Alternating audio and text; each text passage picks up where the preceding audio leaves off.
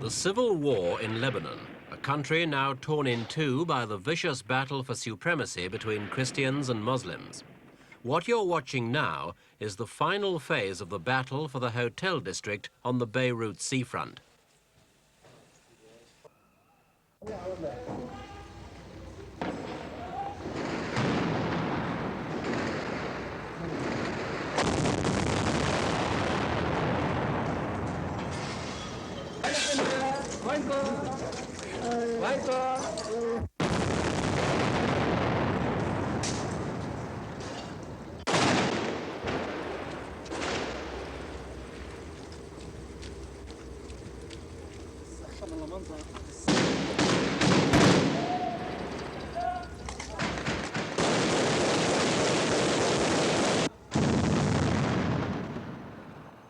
Left-wing Muslims had already captured the Christian headquarters in the Holiday Inn, and now they were after the Hilton, which would give them control of the approach roads to the Christian front lines.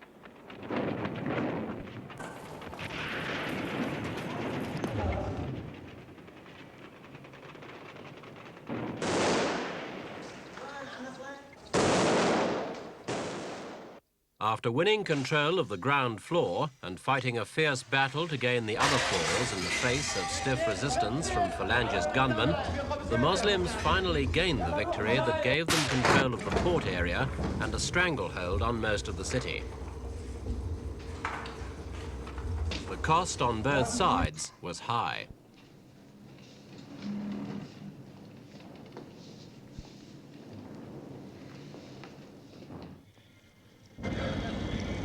One of the results of the fighting has been the exodus of Christians, not only from Beirut, but from Lebanon itself. So far, 10% of the entire population has fled, many of them in small boats to Cyprus. Many had to pay 3 times the regular airfare for a place on a yacht or tramp steamer for a nightmarish 200-mile sea voyage in cramped conditions. Thousands more, they say, are crowding the beaches at the new Christian capital of Jumblatt, hoping to be taken off.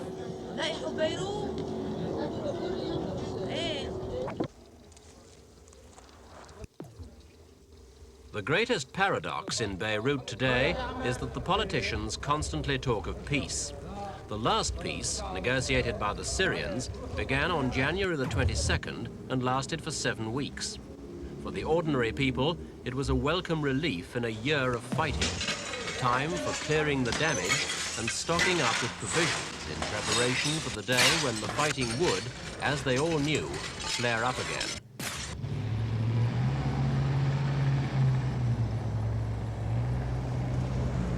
A fundamental condition of the ceasefire was that the Muslims would gain more political power, including the right to have a Muslim president, a post reserved exclusively for Christians under the present constitution. A greater share of the national wealth would be directed towards impoverished Muslim areas of the country.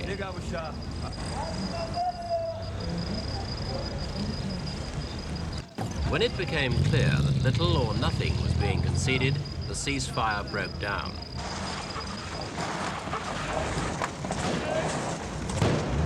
The current round of fighting began on March the 9th, when Muslim street gangs and rebels from the Christian-dominated Lebanese army attacked Christian areas in the north of the country and in Beirut. The defections from the army, which had up to then managed to steer clear of the conflict, marked an important new phase in the crisis.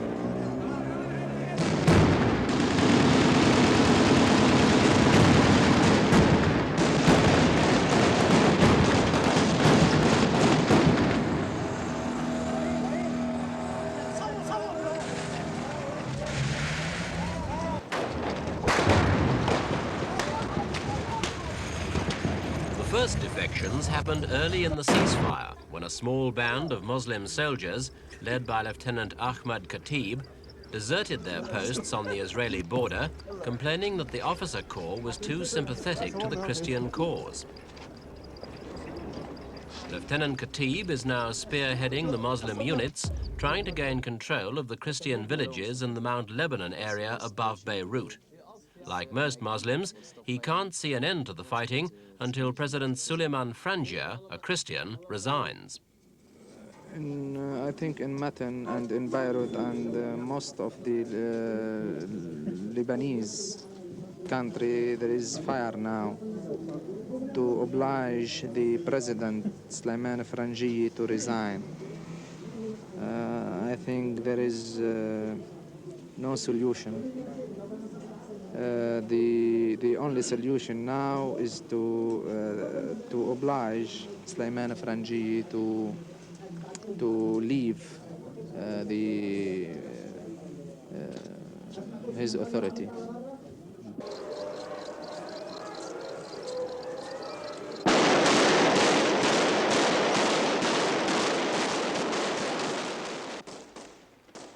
This funeral is for Muslims killed in the vital battle for the Hilton Hotel. Their death brought the total killed in the Lebanon fighting to more than 15,000 during the past year. In the past month, the death toll has been rising by 200 a day. More than 30,000 have been wounded.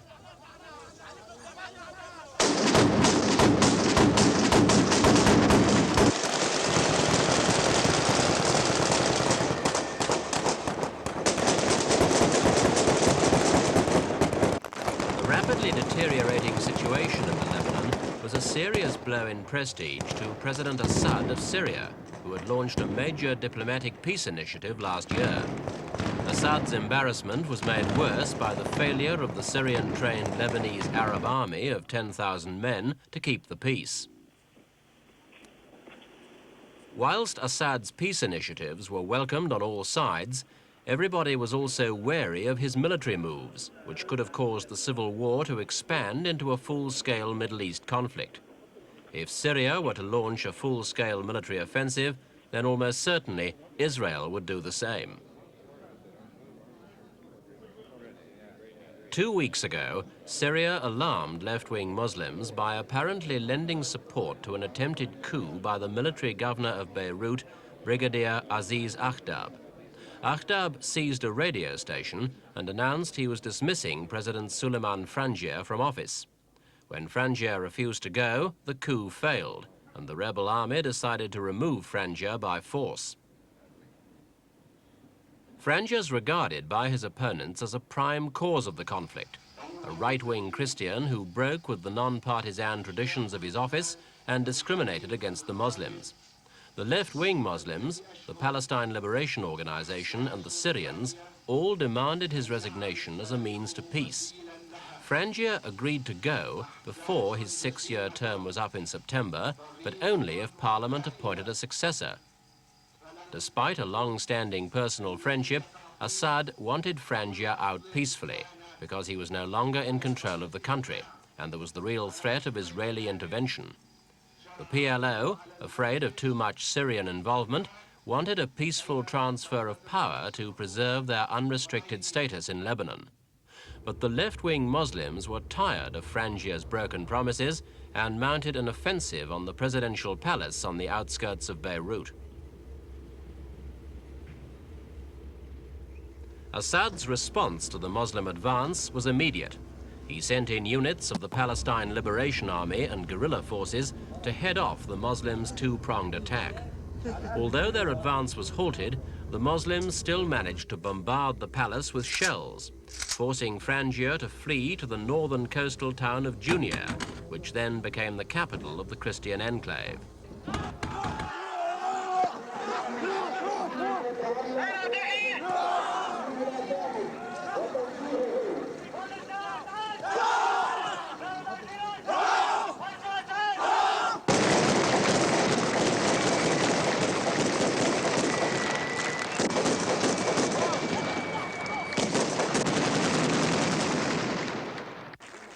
Yasser Arafat, leader of the Palestine Liberation Organization, seen here at a PLO military display in the suburbs of Beirut, is playing a key role in trying to end the fighting. Since the new round of fighting began, he's been on a shuttle between Damascus and Beirut, trying to reconcile the differing interests in the crisis. Arafat, well aware that Lebanon is the last Arab country in which his Palestinian guerrillas are able to move freely, wastes no opportunity to point out the similarity between the aims of the Lebanese leftists and his own Palestinians. His speech at this rally ends with an oath sworn on the names of 3 al-Fatah guerrillas killed in Beirut by the Israelis in 1973. وهذا الشعب الفلسطيني البطل وباسم هذه الأمة العربية المجيدة نحن معا وسويا وجنبا إلى جنب حتى النصر حتى النصر حتى النصر.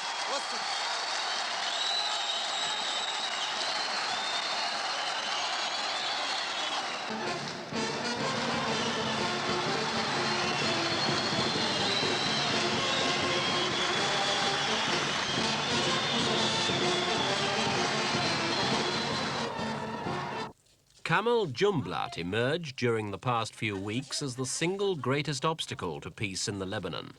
Jumblatt is a remarkable politician, at once the head of the conservative Druze community in the mountain stronghold of Ale, and a spokesman for the left-wing Muslim groups fighting against the Christian Phalangist forces. He has 7,000 Druze forces under his command. His policy has been to resist pressure for a ceasefire until the Muslims' military gains make their demands for political reform irresistible. We can achieve it by struggle, either in continuing this kind of violent struggle or by political and democratic means. And what do you think is going to happen now, then? Do you think that the violent struggle will continue, or can you achieve things by political? I don't know. All depends on the Phalangists and other parts who are always the dominant factor of aggressivity. Would you be able to achieve these things through democratic means and therefore be able to stop fighting? I think so. So you think you might be able to stop fighting if there was a new president? If there is a new president, certainly, but we must achieve some kind of reform of the constitution, of the electoral law. That means Khatib's army. With victory in Beirut practically assured, the Muslims have begun attacking Christian strongholds in the villages around Mount Lebanon, controlling the vital road to Damascus. Despite stubborn resistance by the Phalangist forces, the Muslims have so far managed to capture 2 of the villages. One of the Phalangist commanders is the son of former President Chamoun. We asked Dani Chamoun if Frangia's resignation would make any difference to the war. I don't think it'll change anything at all. The issue is not President Frangi or what President Frangi has not done or what he has done. The left has been trying to get into Lebanon for many years now. And they've used the Palestinians. So you see a war continuing and further destruction and further suicide in the Lebanon? I always say that it's just the Lebanese are being like lemmings, you know, they're committing suicide. Even though I'm one of them, I try and stop the issue as often as I can, but I can't see anything now beyond partition. While the politicians talk, the fighting continues and the power of the left grows day by day. It's clear that by pursuing the fighting to the bitter end, the Muslims hope to extract the maximum concessions from the Christians. But in doing so, they are driving the Maronite Christians to set up their own tiny state.